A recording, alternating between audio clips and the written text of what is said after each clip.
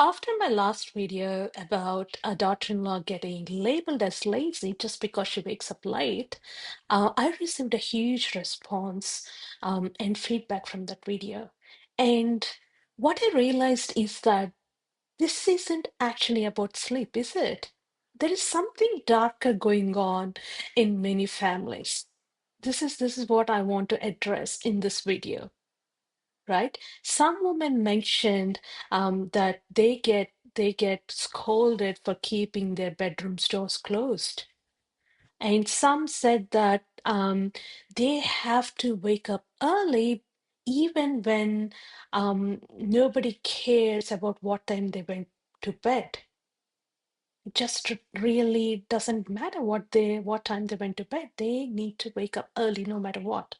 And some said that sleeping after your husband is up, it is a crime, apparently, in many families. And some said they get judged for what they wear when they go to sleep.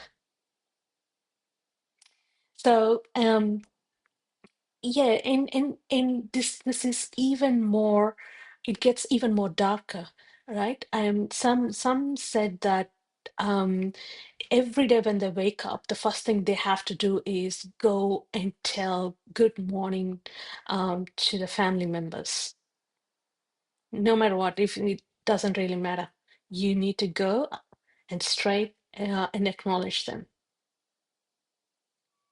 right? And then I thought, why why are we so interested in what happens in around another adult couple's bedroom?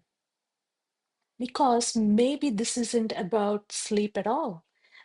This isn't about waking up early because that's good for your physical health or mental health, whatever, right? Because some scripture said something, right? This is so dark. It gets darker. This is actually impacting the privacy, the marriage, the sexuality, the comfort, and respect and boundaries. There's so many things intertwined behind why a certain generation wants young people to wake up early. Before anyone misunderstand me, I'm not saying that grandparents or in-laws that are all living together shouldn't have expectations in a shared household, right? It's very common when all the families are living together to have common spaces and private spaces, right? There needs to be a clear distinction between those two places. You might have some cultural practices where all the family members need to participate. Yeah, you need to have conversations around it, right? But here, what's that made me very curious, because when your son or a daughter, let's say they got married, that changes everything. Marriage changes everything. Your adult child is no longer just your child. They get another tag. They get the tag of the husband or a wife, or sometimes pretty soon they can become a mother or a father.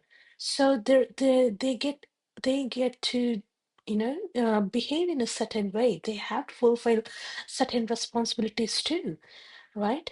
Um, so now this son or a daughter, after marriage, they become their own entity. They become a couple, and when there is a couple, bedroom becomes a very sacred space. This is where a lot of things happens, right? It's their private space. This is where they sleep. This is where the intimacy happens. This is where they can show their affection. This is where they can be vulnerable, or this is where they get comfort, or this is where they go in and they just don't have to do anything, basically, because this is their private space. And um and they don't necessarily owe an explanation to rest of the family. So let's talk a little bit about the closed bedroom door, right? And this like when one person said that her in-laws get extremely uncomfortable when she and her husband keeps the bedroom door closed, especially during afternoons, or late in the morning, some where um, it's a bit unusual to be in the bedroom. Okay. So I thought that was very interesting, right? Like when a young couple who got married, do you want them to keep the bedroom door open? You know what happens behind those doors. Because that's what happened to you when you got married. That might be ages ago, but you know what happens. So, what would the older generation expect? They want the doors to be open. Would you feel more comfortable if the door is open? No, isn't it?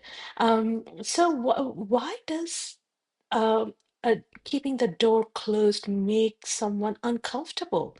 They might be sleeping, they might be talking, or they might be getting intimate or resting. So they might be simply enjoying each other's company. And that is very important to build the foundations of the marriage. And the family that's surrounding this couple should encourage more of those things instead of um, scolding them or um, making, putting tags on one person. That that doesn't really go well. And so think about it. Let's address the elephant in the room here. Married couple will have sexual relationships. Surprise, surprise. That's what the biggest part of the marriage is about. It's one of the safe way to explore your sexuality with the person you trust so much. And sometimes the younger couple's bedroom activities might look way different to what happens in the in-laws' bedrooms, right? They may sleep at different times. They might have different levels of intimacy. They might not have any health issues that might be, stopping for them to explore what they need to explore. So they might prioritize the comforts differently. And honestly, that is their marriage. You don't need to compare their marriage with yours, right?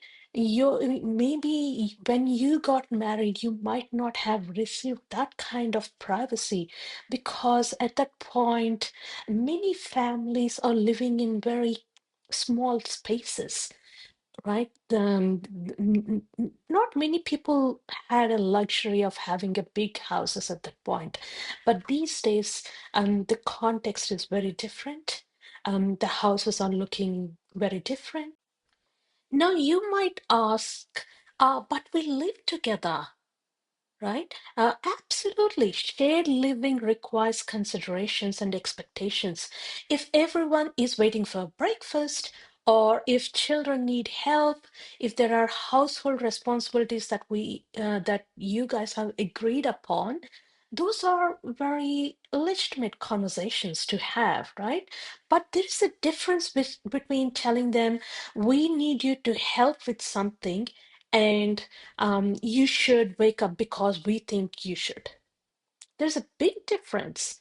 One is having a open conversation, the other is pure control. So let's talk a little bit about the good morning expectation here. You might think this as a small thing, but it is not because we need to be very careful about what we interpret about one person's behavior, right? Because this is what is happening here. Let's say a daughter-in-law wakes up and comes out and doesn't acknowledge you. You automatically assume how disrespectful, right? The, her waking up and not acknowledging, it's a behavior issue, but you're assigning a meaning to that behavior without checking with that person. She might be on her periods. She might be um, um, going through severe pain from the cramps, or she might be thinking about a stressful day that is ahead in at her workplace, right? It could be so many different reasons why she didn't acknowledge you. But instead of checking, hey, are you okay? Is everything okay? You automatically assume that she doesn't respect me. How dare she, right? Well, that is something you need to really sit and think about. Doesn't say good morning can quickly become she doesn't respect me. She sleeps late can become she's lazy, right? The bedroom door is closed can become they're ignoring the family. But are those really facts? Or are those your interpretations towards that particular behavior? And then there is the question of clothing. Some women said that they get judged for what they wear to bed, what they wear in their private space, right? I understand that there like if many different people are living in the same house, they have different ideas about what a person should be wearing in a common space. I totally understand that, but there is an important boundary here. A woman's private sleepwear is not automatically a family matter to discuss. You can absolutely go and tell her this is what the family is comfortable when you're in a common space. But you can't necessarily tell a fully grown woman and what she can wear in her private space, right? Because this person can, like I mentioned this many times in my previous videos, when a new person is entering into the family, you need to understand that this person might be coming from different cultural settings. Right? You might not know what she wore to bed since she was a kid. You might not know what time she might be going to bed, or while she was studying in college, or while she was living in a boarding school or in a hostel. You don't know that part of life of that person.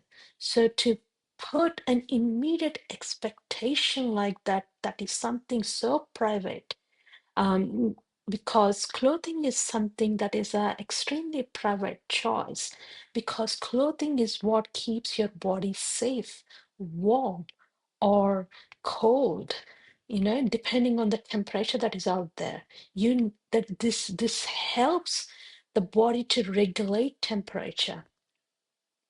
So every person's internal temperature settings might differ, right? We all have heard some blood types get seriously hot almost all the time. Some gets extremely cold even the weather is hot outside. So depending on that, people wear um, uh, different clothing, like, well, especially when they are going to bed. Right? So to judge a person severely on those choices would be very detrimental for your relationship. Right? You might have to live with this person for the next 20, 30 years. So without keeping that in mind, if you're immediately, um, um, labeling or being a little bit rude to a person can be very, very detrimental. So, all I'm asking is that all the parents out there, or in laws, or grandmothers, or grandfathers out there, the deeper question for you to ask is when your child gets married, can you still love them deeply while also allowing their marriage to have a private space that doesn't belong to you? Seeking a private life doesn't automatically means that they have stopped being part of the family. it's important to stop looking it that way because it is going to cause a lot of grief in the family. Privacy is a bare minimum, especially when someone gets married. So you need to understand that most of the healthy families know what belongs to them and what doesn't belong to them too. So do not make a bedroom door a family discussion.